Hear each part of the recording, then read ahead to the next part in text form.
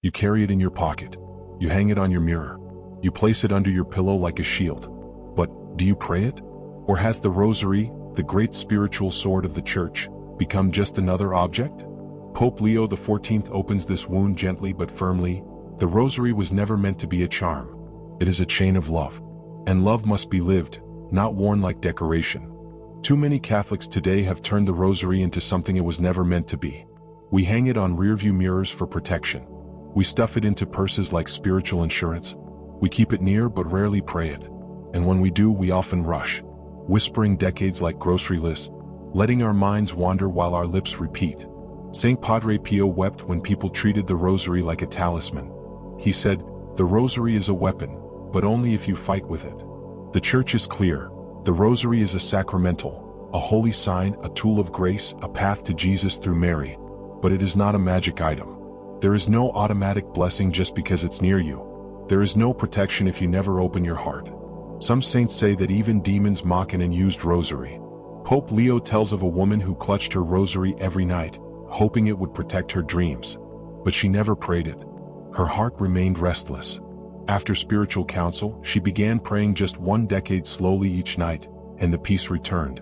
Because the power of the Rosary is not in the beads. It is in the faith, in the presence, in the love that says, "Mary, I will walk with you through these mysteries." You don't need to pray all 15 decades to start. You need to begin with one Hail Mary. Not for magic, but for mercy. Not for protection, but for participation in the life of Christ. Hold your Rosary again tonight. Not like a charm, but like a lifeline. When Satan cannot destroy something holy, he twists it. That's how he works. He doesn't attack the Rosary by making you hate it. He attacks it by making you forget it or misuse it. Pope Leo XIV warns, the enemy's strategy is subtle, not to remove the Rosary from your hands, but to empty it of meaning in your heart. And so he whispers, just carry it, you don't have time to pray. Just display it, people will think you're devout. Just hold it, you don't need to speak. And slowly we begin to think the Rosary works on its own. That simply having it is enough. But that's not what the Church teaches. The Catechism reminds us, sacramentals work through the disposition of the believer. That means, if your heart is not engaged, the object cannot act on your behalf. This isn't magic. It's relationship. God is not a vending machine. The Rosary is not a code. It is a doorway. And every bead is a knock. A Hail Mary is not a spell, it's a seed. And only when planted in faith does it bear fruit. Pope Leo tells of a man who wore a Rosary around his neck for years, but was far from God. One night, during a moment of desperation, he didn't just hold it, he prayed it. Slowly, tearfully. That night became the turning point of his life. Not because of the beads, but because of the prayer. And because of the mother who answered. So take your Rosary off the mirror, out of the box, away from the corner, and place it in your hands. Let it burn again. Let it live again. Because the enemy trembles, not at the Rosary in your pocket, but at the Rosary prayed with your heart. There is a moment, quiet, almost imperceptible, when grace begins to move, and it always begins after you do. Pope Leo XIV speaks of this mystery often. The Rosary does not bring peace because it is prayed. It brings peace because it is received. You see, prayer is not performance. It is surrender. You don't earn grace by saying enough Hail Marys, but grace is released when you mean them. That's why some people pray 1 decade with tears, and others pray all 15 with boredom. It's not the quantity, it's the presence. Saint Therese of Lisieux often fell asleep during the Rosary. She was not ashamed. She said, "I think the angels finish it for me," because her prayer was not perfect, it was real, and heaven responds to real. Pope Leo tells the story of a mother whose son had left the faith. For years she prayed all 15 decades daily, asking Mary to bring him back. But her heart was cold. Her lips were fast. Her hope was low. One day she stopped, and she asked, "Mother, do you even hear me?" And in that moment of vulnerability, the real prayer began. She cried. She slowed down. She spoke as a daughter, not a performer. And the Rosary, for the first time in years, brought her peace, not just repetition.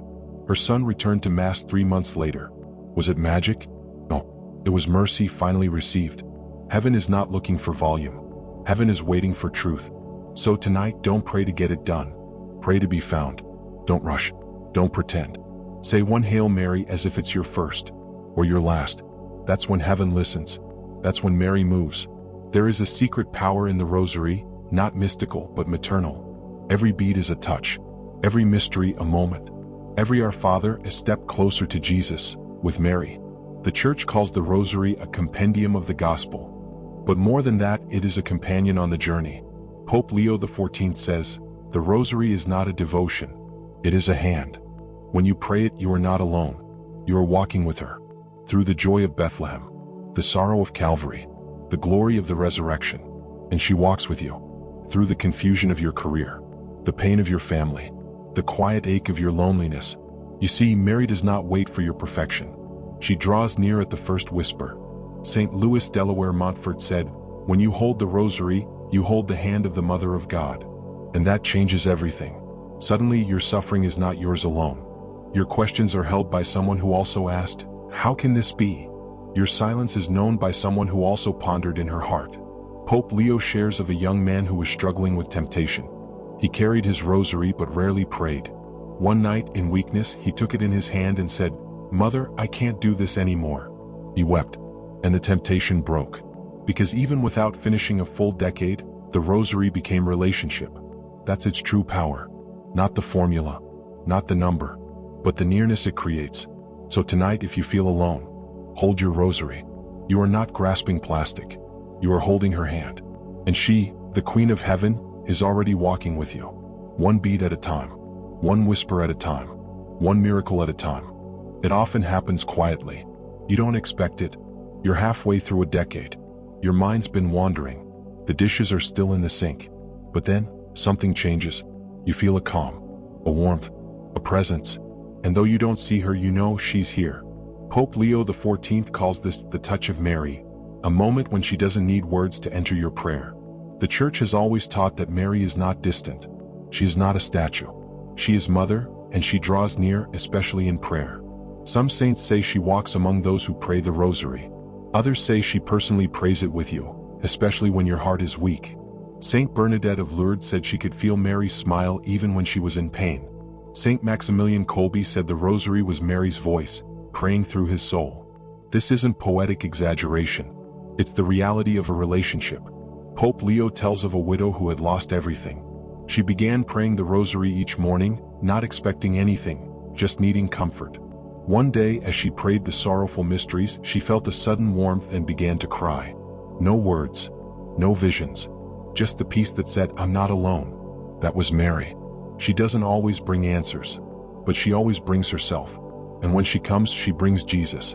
So if you long for that moment, don't chase the feeling.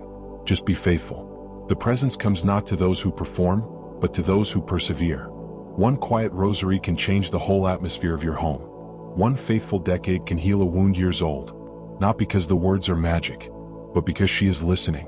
And more than listening, she is loving. So close your eyes, say your beads, and if your heart opens, you just might feel her near.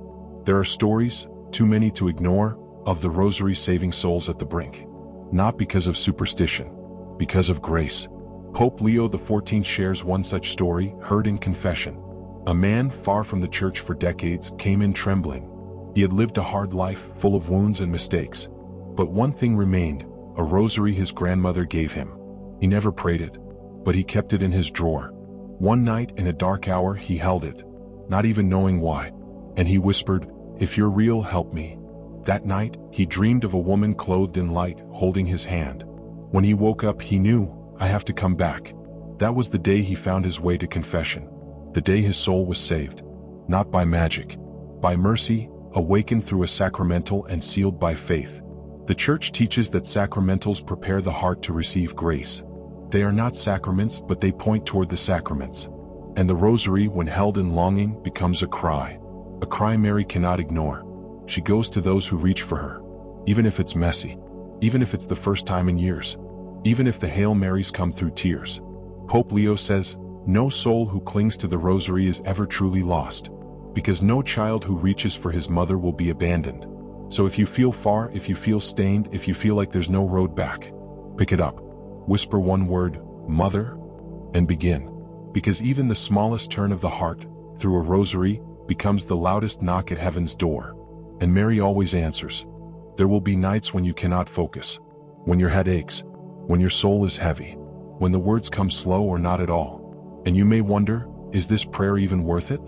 Pope Leo XIV responds like a father, the Rosary is not only for the strong, it is for the weary. The Church does not expect perfect devotion. She invites persistent love. Some saints say that the most powerful rosaries are the ones prayed in darkness. Not the ones filled with clarity and sweetness, but the ones whispered through tears, repeated in pain, clung to in spiritual drought. Because in those moments, every bead becomes a battle. Every Hail Mary a step forward. And heaven sees. You are not failing when you struggle to pray. You are growing. Pope Leo tells of a man dying in a hospital, barely able to speak. A nurse placed a rosary in his hand. He couldn't say the prayers, but he moved his thumb along each bead. That was his prayer. And it was enough. The rosary still worked, not because the words were perfect, but because the heart was present. This is not superstition. This is the mercy of Mary. She takes what little you can offer and brings it to her Son. She fills the silence between your Hail Marys with her own voice. She finishes what you cannot. So never say, I'm too distracted. Never say, I'm too tired. Say instead, Mother, I'm here, and I trust you to carry me through, because she will. Even when your lips fail, even when your mind wanders, even when your strength runs out. It's easy to forget. Easy to make the rosary about appearances, about habit, about numbers. But Pope Leo XIV leaves us with this final call. The rosary is not something to show. It is something to cling to. Not a medal for the righteous, a rope for the drowning, not a badge for the devout, a lifeline for the broken. You don't pray it to impress others. You don't hang it to prove anything. You pray it because you are loved, and you want to love back. You pray it because you are weak, and Mary is strong. You pray it because in a world filled with noise, pain, and confusion, the rosary gives your soul something simple, sacred, and strong. One bead, one breath, one mystery at a time. It is believed by saints and proven by souls that the rosary can lead to salvation if prayed with love. So start again. Pick it up tonight. Kiss the crucifix, and pray like your life depends on it, because in some way, it does.